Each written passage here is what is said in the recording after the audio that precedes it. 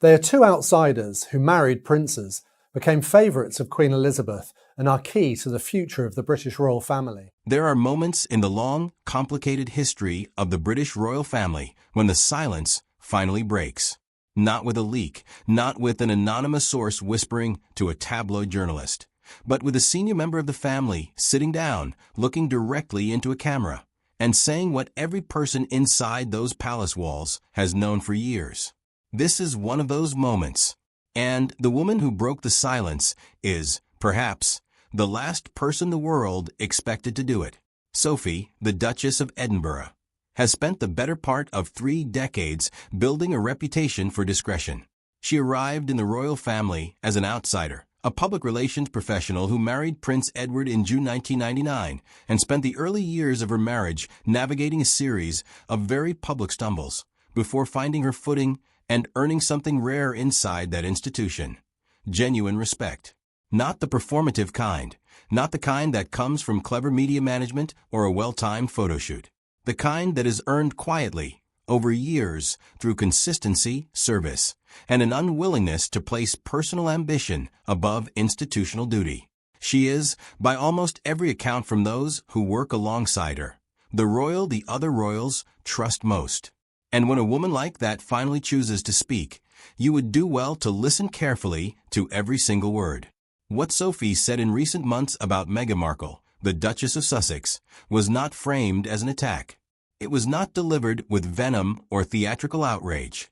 It was delivered the way Sophie delivers everything, with the measured, precise language of someone who has thought very carefully about what she is saying and why she is saying it now.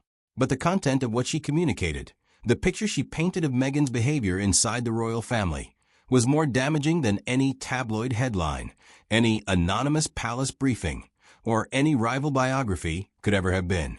Because it came from someone who was there. Someone who watched it unfold in real time. Someone who tried, by her own account, to offer guidance and was refused. And the central charge at the heart of Sophie's testimony, the thing that reverberated through royal circles and beyond, was this: that Meghan Markle's conduct toward Prince William, the future King of England, crossed lines that are not merely matters of etiquette or protocol, but of something far more fundamental to how this family and this institution operates. And it was that conduct, more than anything else, that made Meghan's position inside the royal family ultimately untenable. To understand why Sophie's perspective carries the weight that it does, you have to understand the particular position she occupies inside the House of Windsor. She is not a blood royal. She married into the family, navigated its demands from the outside, and built her standing entirely through the choices she made once she arrived. In that sense, her experience mirrors Meghan's in ways that are impossible to ignore. Both women came from careers outside the palace. Both women arrived into an institution with centuries of tradition that does not naturally accommodate individual ambition or personal branding. Both women had to learn very quickly what it means to subordinate the self to the role.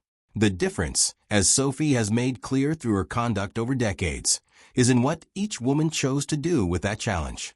Sophie chose to be shaped by the institution. She accepted its rhythms, its demands, its protocols, and its hierarchies not as impositions on her freedom, but as the architecture of a life and service that she had actively chosen. There were difficult years. There were public relations, missteps, and moments when the tabloid press was not kind. But through all of it, Sophie kept her head down, did the work, and over time became something genuinely valuable to the crown, a trusted, effective, deeply committed working royal whose judgment King Charles himself relies upon. When Sophie speaks about what it means to join this family and what is required to stay within it with integrity, she is not quoting from a manual. She is describing a path she has walked herself. And it is from that position of hard-won credibility that she began to speak about what she witnessed during the years Meghan Markle was part of the family, particularly during the period from late 2017 through the Sussex departure in early 2020. What she described was not a woman struggling to adapt to an unfamiliar institution. What she described was something more troubling. A woman who had assessed the institution not as a framework of duty to embrace, but as a hierarchy to navigate and, where possible, to bend in her favor. And the person at the top of that hierarchy, The person whose proximity Meghan seemed most focused on cultivating was William. Let us be absolutely clear about the nature of this accusation, because precision matters enormously here. Sophie did not allege a romantic relationship between Meghan and William. There is no credible suggestion of anything of that nature, and it would be irresponsible and inaccurate to imply otherwise. What Sophie described is something different, and, in the context of royal life and institutional politics, arguably more destabilizing. She described a pattern of behavior, a deliberate, sustained, carefully calibrated campaign to manufacture social and physical proximity to the Prince of Wales in ways that were inappropriate, unsanctioned, and deeply unwelcome. Royal observers who have followed the Sussex story from the beginning will recognize certain incidents that Sophie's account helps to contextualize. There were moments in public appearances during 2018 and 2019 that were captured on camera and which, at the time, were interpreted through the lens of American informality. A touch here, a leaning in there, a degree of physical ease that seemed to contrast with the more formal bearing that those around her maintained. At the time, many commentators offered the generous interpretation that Meghan was simply navigating a cultural gap, that the warmth she expressed came from a background where physical expressiveness was normal and expected, and that the British press was holding her to an unfair standard. Sophie's testimony suggests that this interpretation, while charitable, was also wrong. According to her account, those who worked most closely with the family were not observing cultural difference. They were observing something that had a pattern, a direction, and an intent. The behavior was not random. It was specifically and repeatedly directed toward William, and it made people around it deeply uncomfortable, including, by all accounts, William himself. Multiple people present at various engagements noted William's visible discomfort. He was not amused by what might have been explained away as harmless warmth. He was, in the word that appears in several accounts from those who were present, unsettled. Now consider what that means in the specific context of the British royal family. The hierarchy within this institution is not bureaucratic. It is constitutional and deeply personal. The relationship between the heir to the throne and the other members of the family is governed not just by formal protocol, but by an understanding that goes to the heart of what the monarchy is and why it endures. The Prince of Wales is not simply the next king. He is the embodiment of the institution's continuity. His household, his marriage, his public image, and his private comfort are matters of genuine constitutional significance. Any behavior that creates disruption in his immediate circle, that introduces awkwardness or tension into his working relationships, is not merely a social faux pas. It is an institutional problem. And that is exactly how Sophie characterized it. Not as gossip, not as a personality clash, as an institutional problem that the palace was forced to document and manage. The documentation aspect of Sophie's account is one of the most significant elements of what she shared. The existence of an internal review process relating to conduct within the Sussex household became publicly known around the time of Meghan and Harry's Oprah interview in March 2021.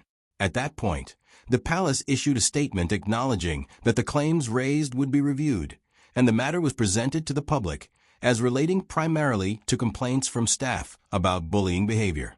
That framing was accurate as far as it went, but according to Sophie's more recent account, it represented only a portion of what was actually being documented.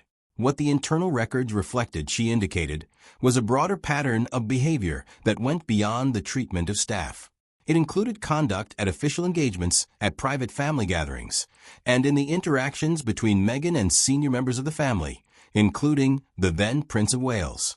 The records were compiled not as ammunition for a future public battle, but as a necessary institutional record of events that needed to be tracked because they were happening repeatedly and because those responsible for protecting the Crown's dignity and the personal comfort of its senior members needed to understand what they were dealing with. The decision to maintain that record rather than simply address individual incidents as they arose speaks to something important about how seriously the concerns were taken inside the palace. You do not compile a running dossier on a family member's behavior unless multiple responsible people have concluded that the behavior is sufficiently serious and sufficiently persistent to require that level of documentation. The existence of the file is, in itself, a form of institutional verdict. Sophie also spoke, with evident pain, about her own attempts to reach out to Meghan directly. This is a part of the story that has received relatively little attention, perhaps because it sits uncomfortably with the dominant narrative on both sides of this debate. Those who are deeply critical of Meghan prefer to see her as simply self-interested, while those who defend her prefer to see the royal family as uniformly cold and unwelcoming. Sophie's account fits neither of those convenient frameworks. She reached out to Meghan more than once. She did so, by her account, because she genuinely understood what it meant to arrive in this institution as an outsider, to feel the weight of expectations that seemed designed to diminish your individuality, to struggle with the gap between the person you were before and the role you are now required to fill. She had lived through that herself. She knew the loneliness of it, the disorientation of it, and she wanted to offer what she wished someone had offered her in those early years, a hand from someone who had been through it and come out the other side. Meghan declined. Every time. The reason she reportedly gave was brief, and, depending on how you read it, either admirably self-sufficient or deeply revealing. I have Harry. That's all I need. Sophie's interpretation of those words is that they were not simply an expression of marital devotion. They were a signal that Meghan had no interest in the kind of mentorship Sophie was offering, because that mentorship would have required her to accept the premise that the institution needed to be respected and worked within rather than challenged and reformed. Sophie represented a path that Meghan had already decided not to take. There was nothing in it for her. And this is the part of the story that is genuinely sad, regardless of where your sympathies lie. Because the path Sophie was offering was not one of submission or self-erasure. It was a path toward a genuinely meaningful life of service inside an institution that, for all its flaws, has remarkable capacity to give the people within it purpose and legacy. Sophie has built exactly that kind of life. She is respected not as a celebrity, but as someone who has done real work on issues that matter. Her advocacy in conflict zones, her work on issues affecting women and girls globally, her dedication to causes that rarely generate glamorous headlines, has earned her a standing that no amount of media management could have manufactured. That was available to Meghan. She chose differently. The consequences of those choices played out in ways that are now part of public record. But Sophie's testimony adds a layer of internal context that the public record alone cannot provide. The departure of Harry and Meghan from their roles as senior working royals in early 2020, formalized in the arrangements known as the Sandringham Summit Agreement, was presented to the public in terms of irreconcilable differences over privacy, press treatment, and the couple's desire for financial independence. All of those elements were real, and all of them played a role in what happened. But Sophie's account suggests that beneath the publicly stated reasons lay a more fundamental truth, that the campaign to reorder the hierarchy of the Wales household had failed completely. William had not been charmed. He had been made deeply uncomfortable. Catherine, whose relationship with Meghan has been the subject of endless speculation and conflicting accounts, had reached a point where the tension was no longer manageable within the structures of shared royal work. The institution had declined to reshape itself around a new arrival's ambitions, as it had declined every other time in its history that someone had attempted the same thing. And faced with that immovable reality, the only remaining option was exit. The manner of that exit, beginning with the couple's unilateral public announcement in January 2020 before any agreements with the palace had been reached, followed by the Oprah interview, the Netflix documentary series, Harry's memoir, and the sustained public commentary on the family they had left, told its own story. Sophie's view of the Oprah interview in particular is unsparing. She does not see it as a cry for help from a couple driven to the breaking point by institutional cruelty. She sees it as a commercial and strategic decision made by people who had concluded that the best remaining use of the royal connection they had walked away from was as material for a media operation built on the narrative of victimhood. The interview was not the end of something. It was the launch of something. The comparison to Catherine, Princess of Wales, is impossible to avoid when examining this story, and Sophie does not avoid it. The two women arrived in the royal family at different times, under different circumstances, and with different backgrounds. But they faced many of the same fundamental challenges: the loss of personal autonomy, the relentless public scrutiny, the adjustment to an institution whose demands are unlike anything most people on earth will ever encounter. One of them found a way through. One of them did not. Sophie's portrait of Catherine is notable for its absence of sentimentality. She does not describe Catherine as a saint or a martyr. She describes her as a professional, someone who understood the job she had taken on and committed to doing it with a level of consistency and seriousness that has, over time, built something genuinely valuable. Catherine's work on early childhood development, her mental health advocacy, her increasingly confident public presence as a future queen consort and now Princess of Wales, these are not the achievements of someone who stumbled into the role. They are the achievements of someone who did the unglamorous, unphotographed work required to build genuine expertise and genuine credibility over many years. The contrast in public standing that Sophie referenced is not primarily a matter of media management or favorable press. It reflects, in Sophie's view, a genuine difference in what the two women offered to the institution and to the public. Catherine's favorability is not a product of a sophisticated communication strategy. It is a product of years of showing up, doing the work, and demonstrating that the role comes before the person. That is what the British public responds to. It is what they have always responded to. And it is what Meghan, despite considerable talent and genuine appeal in other contexts, never quite managed to offer them. There is one dimension of Sophie's testimony that requires particular care and sensitivity, and that is the question of Harry. Because in the end, whatever one concludes about Meghan's conduct and motivations, Harry is not a passive figure in this story. He is a man who made choices, difficult choices with enormous consequences, and who continues to live with those consequences now. Sophie clearly still feels genuine affection for him. She speaks about his vulnerabilities with a tenderness that comes from decades of knowing him as a person rather than as a title. She understands his wounds, the loss of his mother at a young age, the particular psychological burden of being the second son in an institution that is organized entirely around the first, the years of navigating a public role while carrying private pain. But she also says something that is genuinely difficult to hear if you care about Harry, that those wounds, real as they were not healed by his marriage. They were, in her account, deepened and weaponized. The isolation she describes, the slow closing off of Harry's direct connections to his brother and to other family members who had known him longest, the systematic replacement of those connections with a worldview in which the institution and everyone inside it was cast as an adversary. This is a portrait of a man whose vulnerabilities were exploited rather than addressed.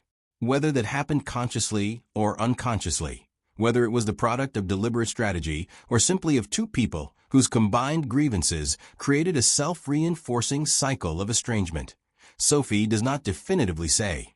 But the outcome she describes is the same either way: a man increasingly cut off from the people and the structures that might have provided him with a different perspective, left with no anchor point outside the relationship itself. That is not a comfortable conclusion. It should not be a comfortable conclusion. If it is accurate, it represents a genuine human tragedy alongside everything else this story contains. As of this writing, the Sussex operation, the media brand built on royal adjacency, and the narrative of a couple who escaped a dysfunctional institution to build something more authentic and meaningful, is facing significant headwinds. The commercial partnerships that once seemed to represent an unlimited runway have been significantly scaled back. The audience appetite for Sussex content, both in the United Kingdom and increasingly in the United States, has moderated considerably from the heights of 2021 and 2022. The Archwell Foundation has faced scrutiny over its donor numbers and the scale of its charitable output relative to its overhead.